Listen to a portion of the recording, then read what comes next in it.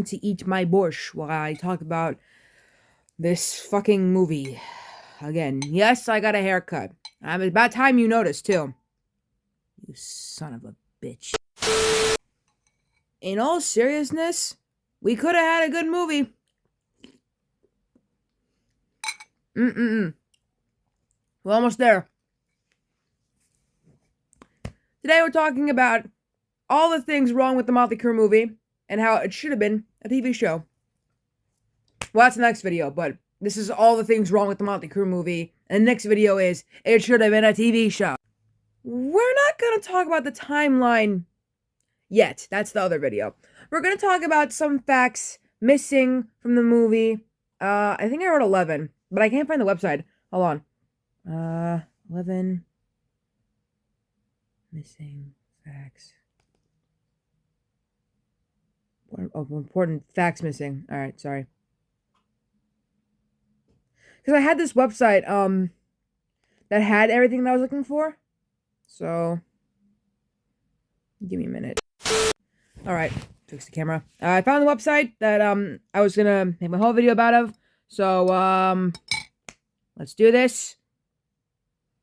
Someone said it looks like this article said it looks like a watered down VH1 documentary. That is a true statement. Have y'all ever seen the Michael Jackson one? Fucking crazy. Number 1, Vince wasn't their first singer. I don't know if any of you knew this. I didn't, but before the Crue brought Vince as their singer, they were searching for other singers and found some dude named with the last name Odin. They recorded some demos with him, but they didn't keep him because in the book, well, according to the book, Nicky was angry at Odin due to his odd desire to wear white Michael Jackson-esque gloves that he denied removing, even when they were attempting to track group claps to a song in the studio. So, very interesting. So no, they didn't meet Vince at a backyard party where he was being a fucking man whore as usual. Tommy didn't meet Nicky at a Denny's. What the fuck, guys? Come on, he did not meet Nicky at a Denny's. Whatever. Say, hey, whatever. Joe. Okay. What actually happened was Tommy was drumming in the band Sweet 19. Nicky saw the band play live and he was impressed with their sound. Tommy and Nicky met at Danny's. It was a planned get-together to discuss arranging a new band rather than an unexpected run-in. I don't know what the... Okay, I'm just gonna get into this real quickly. The first show wasn't lame. The first show in the movie shows being stupid and people were being uninterested and some dude spit on Vince's pants and it caused like a fight. But their first performance was actually at Starwood Club, confidently opening for a successful band called Y&T in front of a healthy crowd of over 600 fans.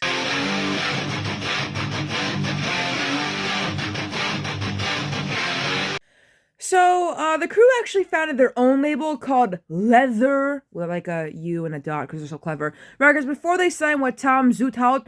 And the group did not make a deal with him within 30 seconds of meeting him. In reality, they were hesitant, obviously, and they asked him to buy the group they asked him to buy them, like, free beer and booze before they signed on with him, which, I mean, yeah.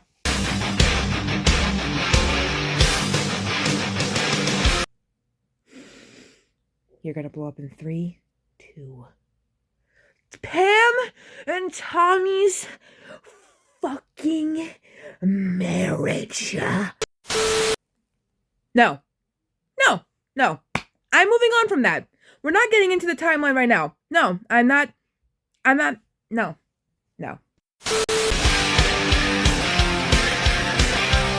Number 6. Mick got bitches, bro. The film makes Mick look like a grumpy old man, and he doesn't like getting bitches. Mick, come on, man. I'm talking to movie Mick, not real Mick.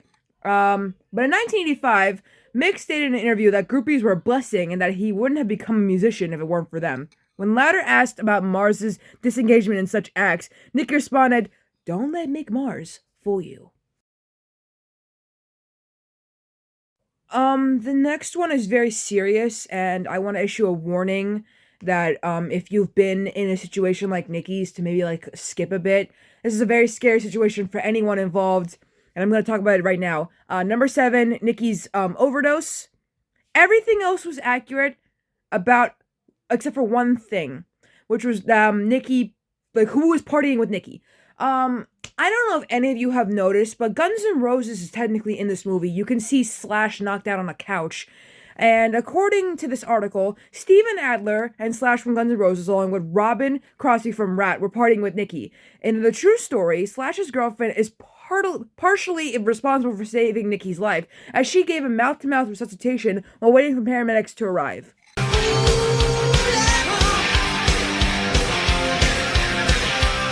The next thing I'm talking about is again serious, and if anyone has been in this situation, again, skip.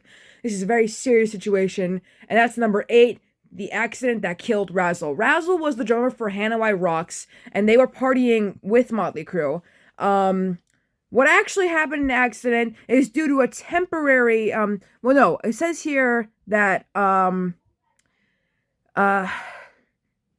in the movie, the accident is shown to be due to a temporary absence of attention, drifting into the opposite lane. But in the true story, Neil swerved around a fire truck and hit a wet spot on the asphalt while driving 65 miles per hour in a 25 mile per hour zone, which caused them to hit 2 oncoming cars.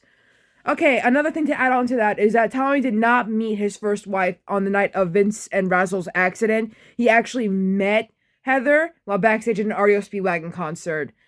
He did, though, mistake her for a different actress named Heather Thomas, who he had seen from the 1981 and 1986 television show, The Fall Guy. I found this part of the movie to be weird, and I'm so glad this wasn't actually what happened. The crew did not fire Doc after he arranged for Nikki to meet his mom on Christmas Day. What actually happened, was that Tommy and Doc got into an altercation due to the band Bon Jovi being able to pyrotechnics in their performance, and Motley Crue was denied the opportunity to use pyrotechnics as well. Lee states that he shoved Doc into the ground, who was then canned by the band after the wrangle. McGee's partner Doug Thaler, who the movie briefly showed for a moment but then literally vanished off screen, was actually more involved in the Motley Crue daily responsibilities than McGee. Yeah, I know they explained why they couldn't add Doug in this movie, but it was still really stupid of them to do that. Hey, do you guys remember that song from Encino Man? You know, this song?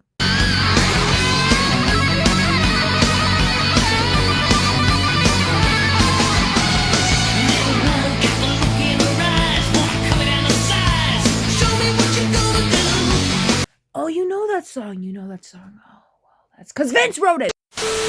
You see, according to the biopic, The Dirt, Vince did nothing but bitch and moan about not being in the band anymore, but that was completely inaccurate, okay? Completely inaccurate.